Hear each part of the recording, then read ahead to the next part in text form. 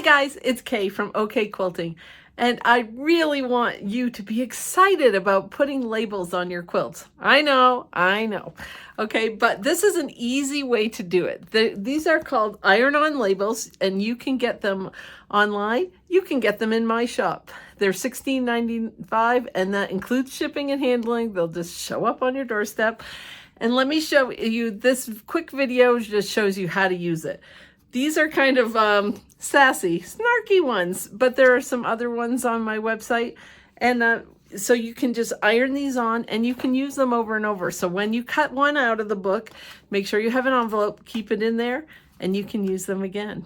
So let me show you how to do it. Here we have the Sassy Sayings iron-on label. And you know what? These are just perfect when you're feeling kind of cranky about what you just made. I love you nearly as much as I love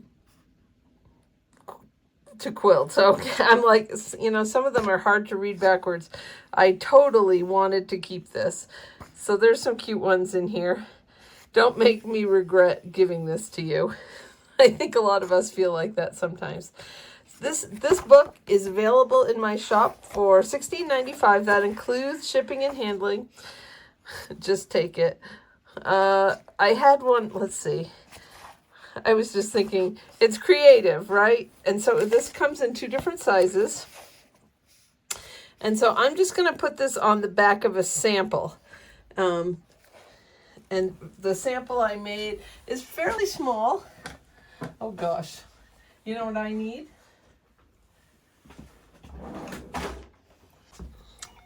So this label comes in 2 different sizes. I think I'm just going to use the small size. So what I'm going to do is I'm going to cut it out. Now these are blank on the back. So you can cut things out. And then I just keep a big envelope because you can actually use these more than once. All right, so there's the label. And I'll show you how to use it. All right, so I have some white fabric that I took out of my scrap bin. We're going to give it a little blast with the Laura Star.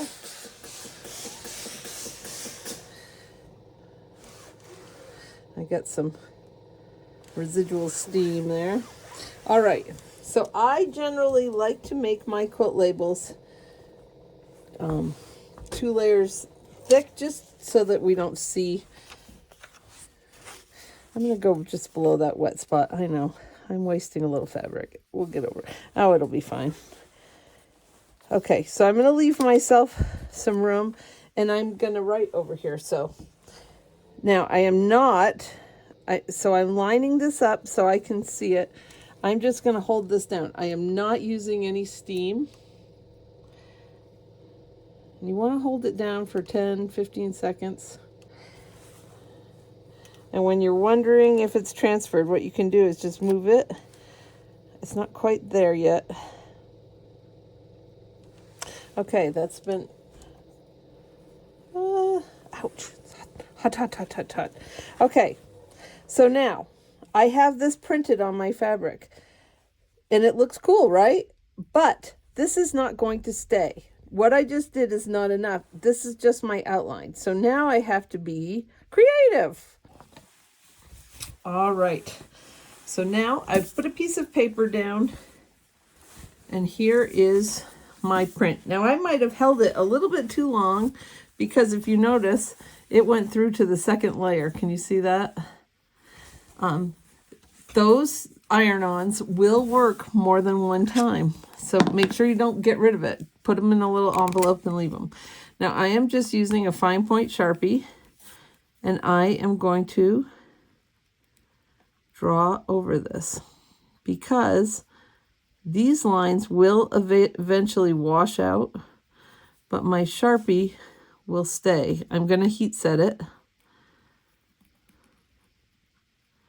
So I'm just going to take my time and trace all the lines that I want. Now, if I decide that I don't want these little inside lines, I could just not put them in. I think they're kind of fun, so I'm going to put them in.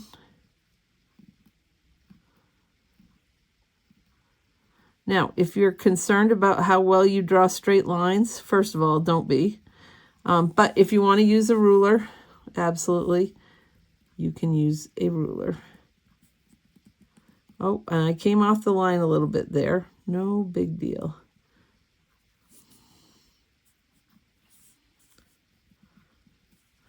Now, one thing I did not do with this one, which is why I'm having a little bit of trouble, is if I had been smarter, I probably should have, after I put the design on, I probably should have stuck a piece of freezer paper to this, because it would sure make it a whole lot easier to do the drawing. See how the fabric's kind of wiggling around? If I had freezer paper on this, that would not be happening.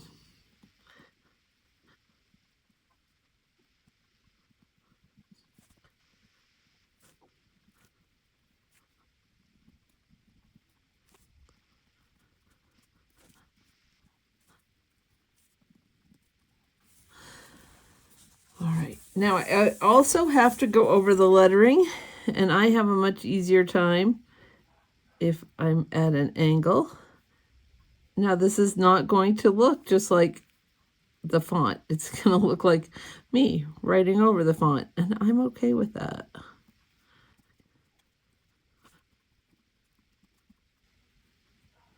I don't want all three, so I changed that up a little bit.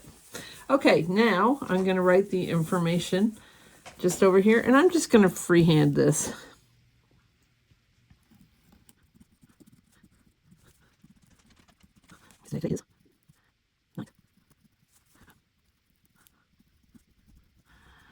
Let's see.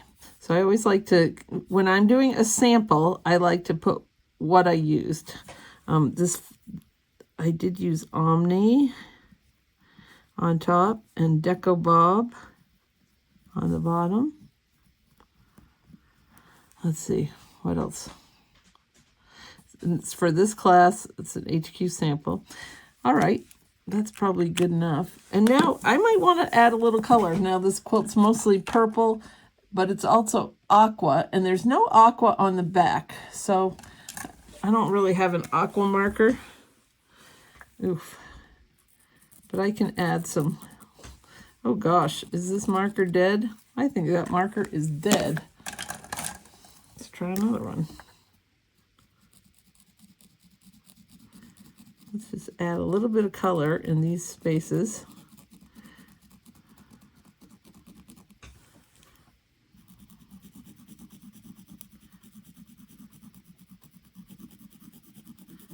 Now, after you wash this, if you still have the quilt, and you notice that, you know, you missed some spots or whatever, you can always go back and touch things up. Just remember to heat set it again.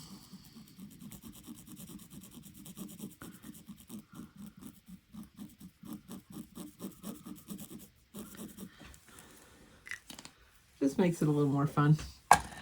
All right, so that is how to use an iron-on label.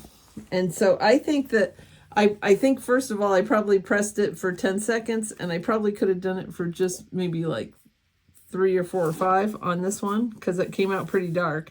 And when it's really dark, it's kind of hard, because then you can't tell what you wrote over and what's the print. All right, but just kind of a fun way to make a simple quilt label. Let me show you, I'll show you the next step. So what I'm going to do is I'm going to put the other piece of fabric on top, stitch around, flip it inside out, and then I will have to hand stitch this to my quilt.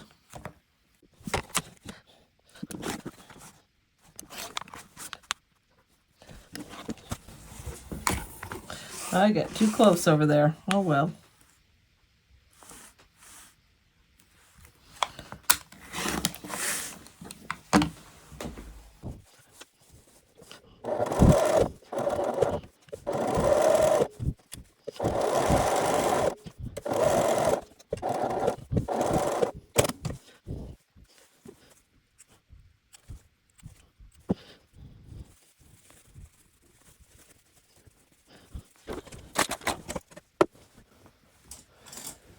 And if I can't find my purple thing, which is about half the time, I use a pen.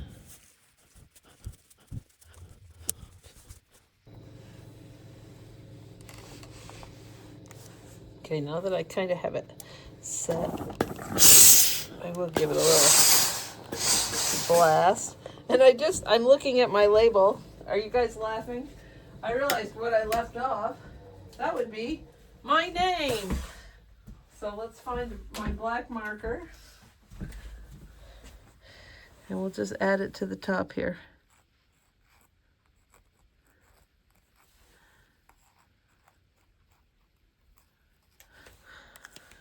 Okay, now I'm gonna press that too.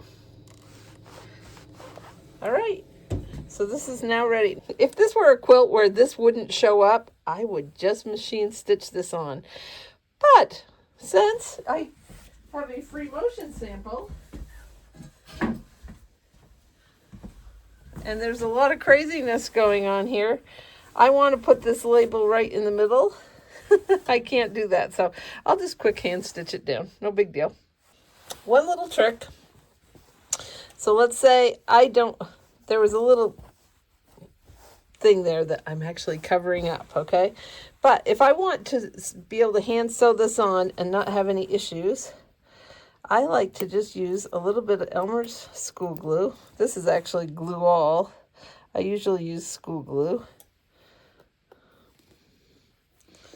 This doesn't want to come out. There we go. It doesn't take very much, just a little bit, a tiny bit along the edges. You can also use the little glue sticks. Put it where you want it. Hit it with a little bit of heat. And then when you're stitching it on, you don't have to worry about it moving around. That's just tacked down. Great tip. Wasn't that easy? You know, you can do anything. You can add some color. You can leave it black and white. You do need to have a permanent marker or pen or something because these are not permanent. Okay, this is an outline for you to trace, basically. So if there's part of it you don't like, no big deal.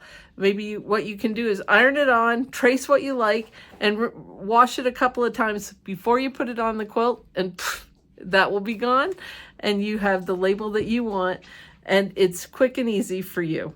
All right, so go and label those quilts. It makes it so much more special for the recipient when you put their name and your name on them. So make sure you do that. Have a great day.